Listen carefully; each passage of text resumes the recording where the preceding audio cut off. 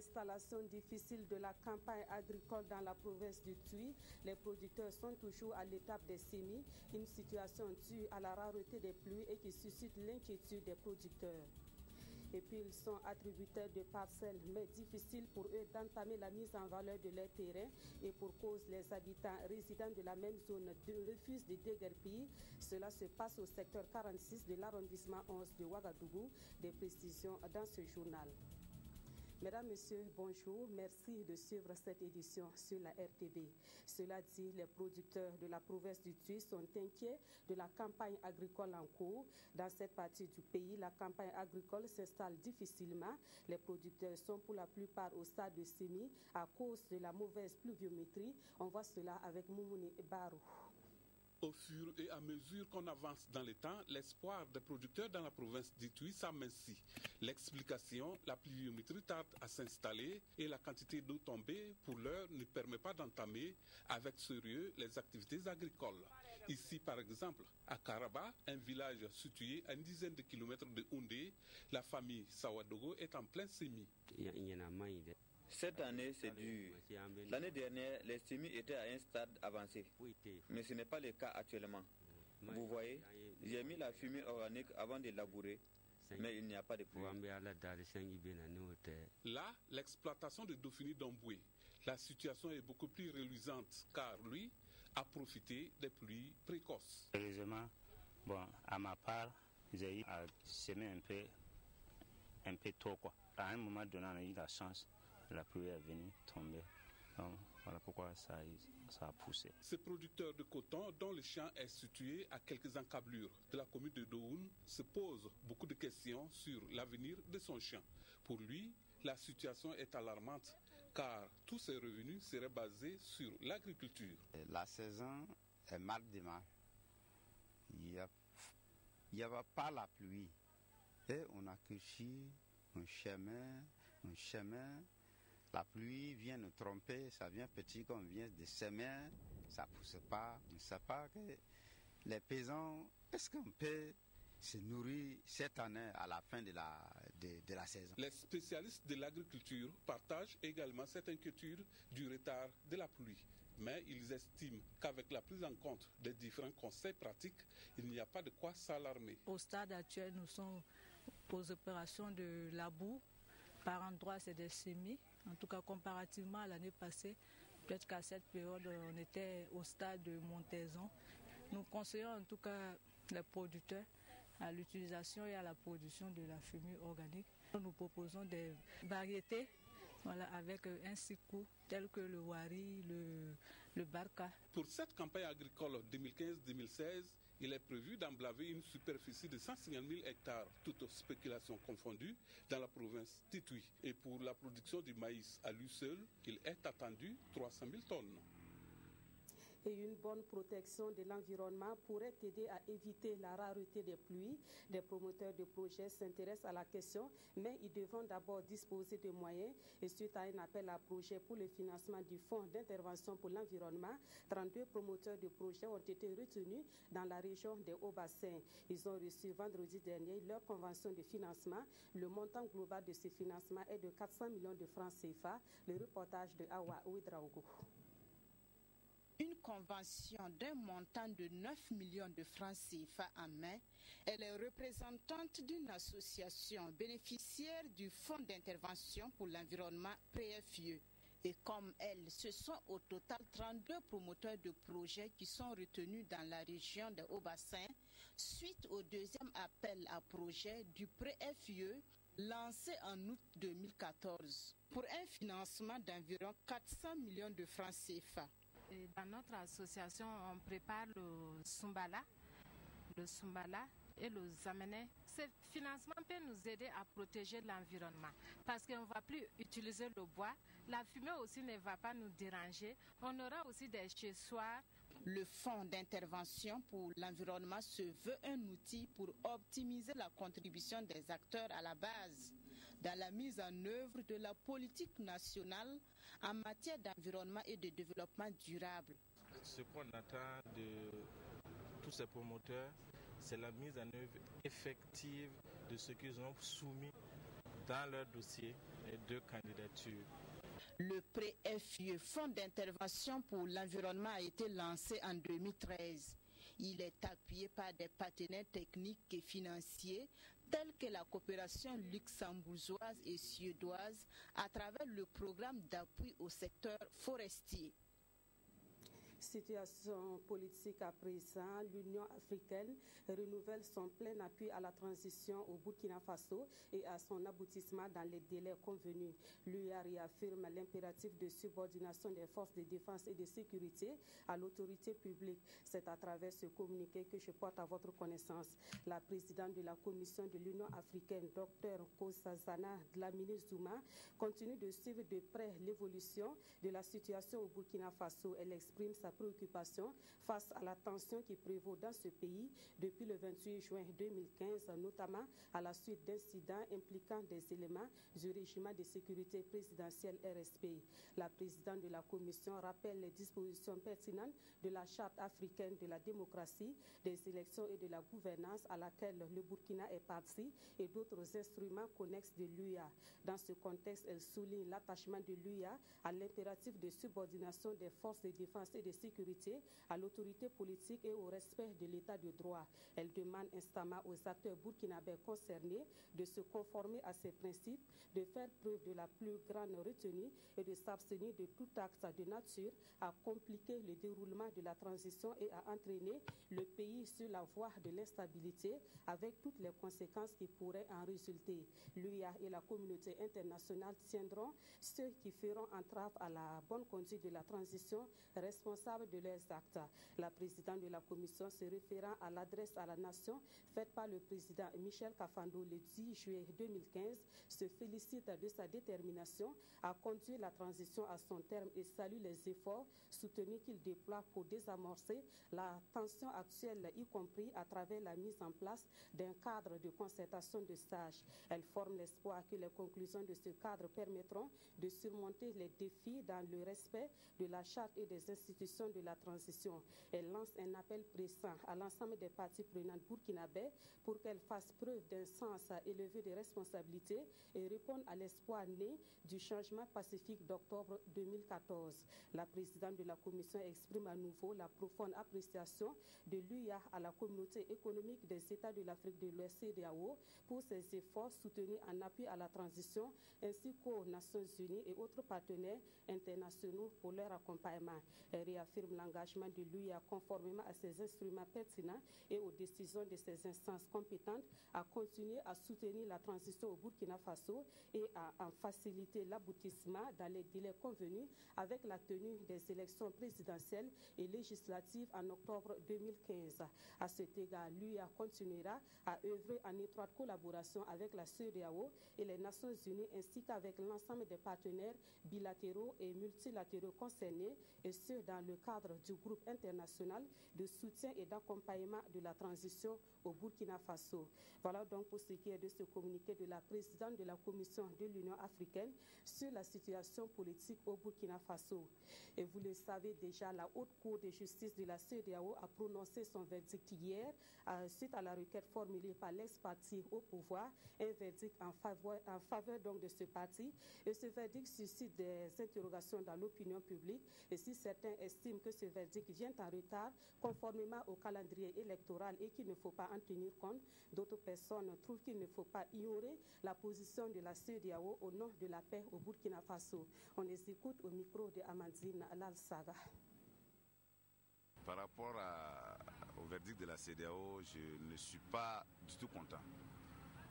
Parce qu'en réalité, la CEDEAO, son verdict est en train de soulever une tension populaire.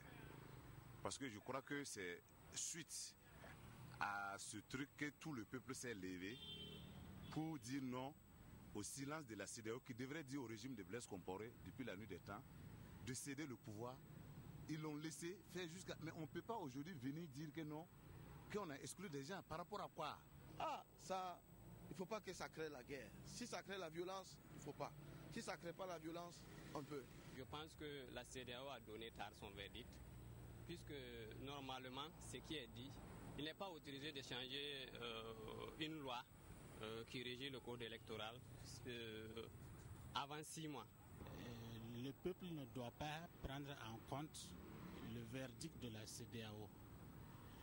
Et je disais que aussi la CEDEAO devait prendre en compte l'expression du peuple burkinabé en ce qui concerne cette loi. De permettre à les gens d'être candidats. Je suis d'accord parce que on veut la paix.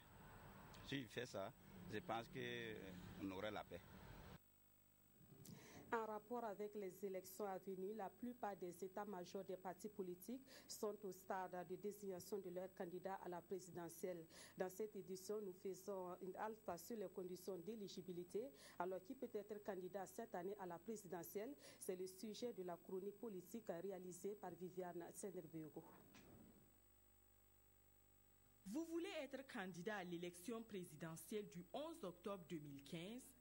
Il vous faut être âgé d'au moins 35 ans à la date de dépôt de votre dossier de candidature. Et si vous remplissez cette condition, il vous faut également être né burkinabé, ce qui ne prend pas en compte ceux et celles qui ont acquis leur nationalité par le mariage ou par la naturalisation. Et pour le poste de premier magistrat du pays des hommes intègres, les candidatures peuvent être individuelles ou parrainées. Et l'article 135 du nouveau code électoral détermine 4 conditions qui rendront certains prétendants inéligibles. Aux 3 premières contenues dans l'ancien code s'ajoute celle de ne pas avoir soutenu un changement anticonstitutionnel, je cite, qui porte atteinte au principe de l'alternance démocratique. Mais la Cour de justice de la CEDEAO, dans sa décision du 13 juillet 2015, remet en cause cette disposition de la nouvelle loi électorale qui, selon elle, est, je cite, une violation du droit de libre participation aux élections. La communauté ordonne par conséquent à l'État du Burkina Faso de lever tous les obstacles à une participation aux élections consécutives à cette modification. Et contrairement aux autres années, les candidats doivent déposer une caution non de 10 millions, mais de 25 millions de francs CFA. C'est une somme qui leur sera remboursée à condition qu'ils recueillent au moins 10% des suffrages exprimés. De quoi comprendre les hésitations de certains qui, à coup sûr, verront leur caution reversée au trésor public puisqu'ils ne sont pas assez représentatifs pour réunir autour de leur projet de société au moins 10% des votants. Voilà, à noter que la chronique politique, vous la retrouverez chaque mardi dans nos prochaines éditions. Autre point de l'actualité, je vous amène au secteur 46 de l'arrondissement 11 de Ouagadougou où il est difficile d'envisager la mise en valeur de son terrain d'habitation. Dans ce quartier, les lotissements ont été faits en 2006, mais les résidents qui n'ont pas été attributaires refusent de déguerpir. Conséquence, des débordements sont souvent constatés entre ces derniers et les vrais attributaires de parcelles dans ce quartier de Ouagadougou. On fait le constat avec Jean-Eudes Bayala et Draman Guéné. Yamtenga, secteur 46, arrondissement 11 de Ouagadougou. Le lotissement de cette zone opérée depuis 2006 n'a rien changé à son statut de quartier précaire. Francisca Zouré est établie ici depuis 1998 avec ses 6 enfants. En 2006, le lotissement s'est fait sous ses yeux. Ils ont dit qu'ils ont recensé par-ci, mais ils n'ont pas donné à quelqu'un. Que peut-être s'ils vont relever encore pour faire le travail là, ils vont nous donner la place. Peine perdue. Francisca Zouré ne sera pas attributaire de parcelles. Pire, sa cour est attribuée à une personne non résidente selon elle. Elle n'est pas de ici. Elle est jusqu'à Dassasso. Le jour quand elle vient impliquer lui à Dassasso. Moi ici, combien d'années? Tu vas venir prendre ma place ici. Je ne sors pas. Tant que je ne gagne pas ma parcelle là, même si je vais mourir. Il y a un bon nombre d'habitants qui n'ont pas encore été attributaires de parcelles. Sur la base d'un communiqué qui suspend toute activité de mise en valeur dans les zones contestées, les résidents de Yamtenga d'un commun accord refusent de déguerpir. Nous les encourageons de ne pas quitter, afin que ça soit des preuves pour qu'on puisse se rendre compte effectivement, que nos autorités sachent qu'effectivement, il y a eu des gens qui ont habité ici. Voici toujours leur maison. Ils n'ont pas eu leur maison, et ils n'ont pas eu de parcelle et ils attendent d'être attributeurs. Ça ne fait pas partie de mes compétences. Donc, ce que nous pouvons faire, comme je viens de le dire tantôt, c'est de faire en sorte et de faire comprendre, de sensibiliser et pour qu'ils patientent jusqu'à ce qu'on mette en place le maire à venir.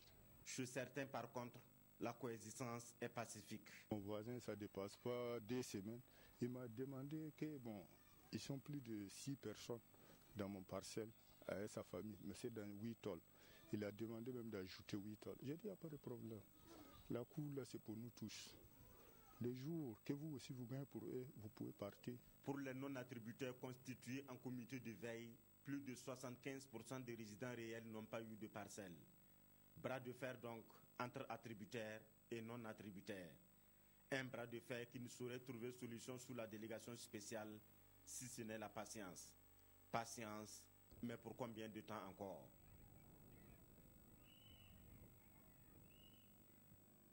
Session annuelle de formation des formateurs, édition 2015. Le lancement a eu lieu hier à Zignaré, dans le plateau central. À cette session de formation, plus de 120 stagiaires vont renforcer leurs compétences dans des domaines tels que l'électromécanique, la mécanique agricole et le génie civil. Cela devrait contribuer à lutter contre le chômage au Burkina Faso. Et cette formation est une initiative de la Chine-Taïwan qui a d'ailleurs envoyé des techniciens au Burkina Faso. Gérard Sommet et Amandine Lalsaga.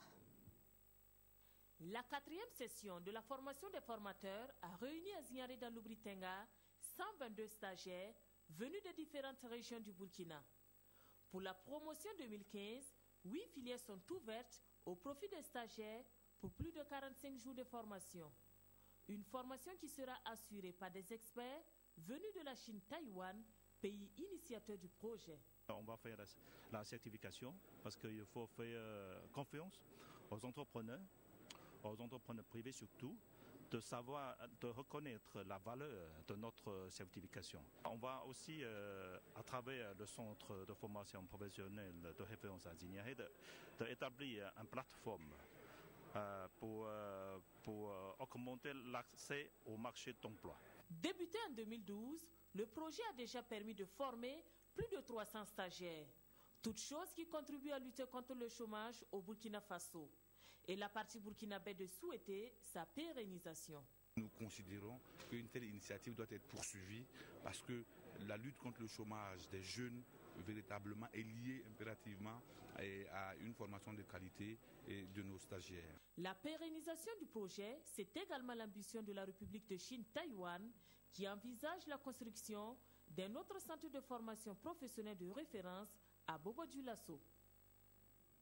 Un mot de religion dans ce journal. La nuit du destin a été célébrée hier soir. À l'occasion de cette nuit du destin, l'association des élèves et étudiants musulmans du Burkina et le centre religieux de formation islamique ont organisé une conférence publique à Ouagadougou. Cette conférence a porté sur le rôle de la jeunesse musulmane dans le processus du développement au Burkina Faso.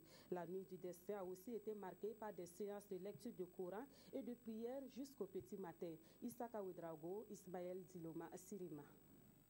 Une nuit spéciale pour les musulmans.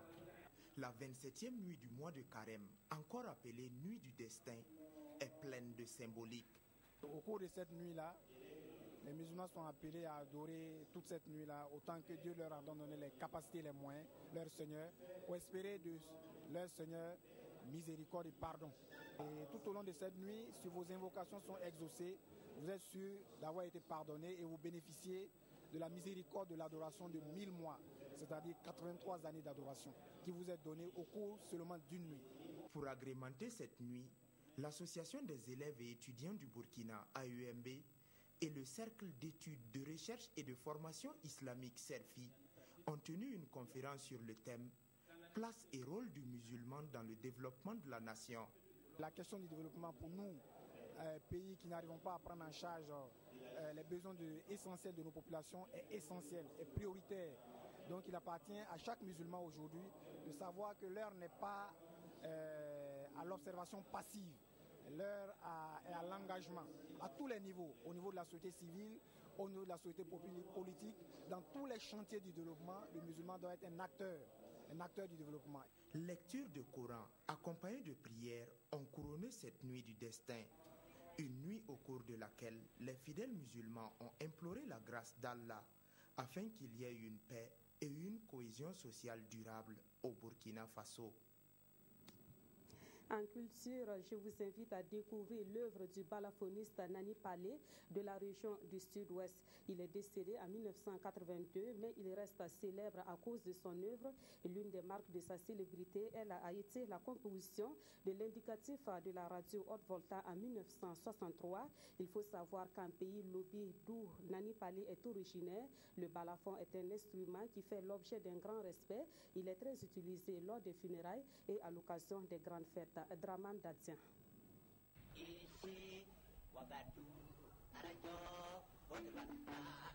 Les anciens ont certainement souvenance de ces notes, l'indicatif de la radio Haute-Volta à son ouverture en octobre 1959. C'est l'œuvre du chanteur-compositeur balafoniste et poète Lobi, Nani Palé. Voilà aussi son fameux balafon qui a joué pour l'indicatif de l'ouverture de la radio à son temps. Comme vous entendez ici à Radio Haute-Volta, c'est Nani Palé. 33 ans après sa mort, ces notes continuent de résonner sur les collines du Bafouilly grâce à son petit-fils avec le même balafon conservé au musée du Poli.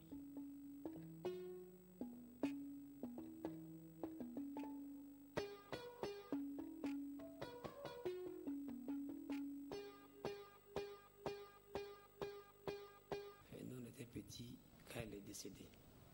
Maintenant, comme c'est une famille de balafons, on a hérité comme les gens le disent. Feu Palé Confate Roger, dit Nani Palé, faisait danser plus d'un lobby avec ce balafon de 14 lames lors des fêtes, qu'elles soient populaires ou religieuses. Balafoniste polyvalent, selon son entourage, il jouait également pour accompagner les morts dans leur dernière demeure. Nani a tiré sa révérence à l'âge de 57 ans et repose ici à Niobini, au secteur 8 de Gawa depuis le 16 octobre 1982. Retour chez nous pour dire que le point focal des quotidiens de ce jour est le verdict de la Haute Cour de justice de la CEDEAO sur le code électoral burkinabé. Ce verdict est diversement interprété selon les journaux de ce 14 juillet. La revue de presse est signée de Evelyne Dabiri. Le point d'accroche de vos quotidiens de ce 14 juillet est la décision de la Haute Cour de justice de la CEDEAO qui est tombée hier à Abuja. Une décision qui stipule que l'actuel code électoral est une violation de la libre participation aux élections, rapporte aujourd'hui au FASO. Et les réactions ne se sont pas faites attendre. D'abord, le compte Facebook du CNT, dès l'annonce du verdict, affichait que la Cour de la CEDEAO a reconnu en substance que cette disposition n'est ni illégale ni illégitime. Elle ne demande donc pas la modification du code électoral actuel. Elle souhaite simplement que ces effets soient circonscrits aux dirigeants politiques, rapporte aujourd'hui au FASO. L'observateur Palga publie une interview de l'avocat de l'État burkinabé, Maître Guy Hervé Kam, qui explique « Cette haute cour de justice ordonne à l'État burkinabé de lever tous les obstacles à une participation aux élections. Et dans ce cas, interroge toujours mon confrère, est-ce que le Burkina est tenu de respecter à la lettre ce verdict ? Non, le Burkina n'y est pas obligé, réponse de l'avocat de l'État burkinabé qui illustre ses propos par l'exemple du procès de Karim Wade au Sénégal. D'autres réactions sont à lire dans votre journal Le Quotidien où certains jubilent et d'autres sont remontés. Mais le gouvernement de la transition dit prendre acte de cet arrêt et examinera avec la plus grande attention la décision de la Cour. Et vous trouverez publié dans vos quotidiens comme Sidoya l'intégralité de cette décision de justice. C'est la fin de ce journal. Merci de l'avoir suivi. Passez une très bonne après-midi et à demain.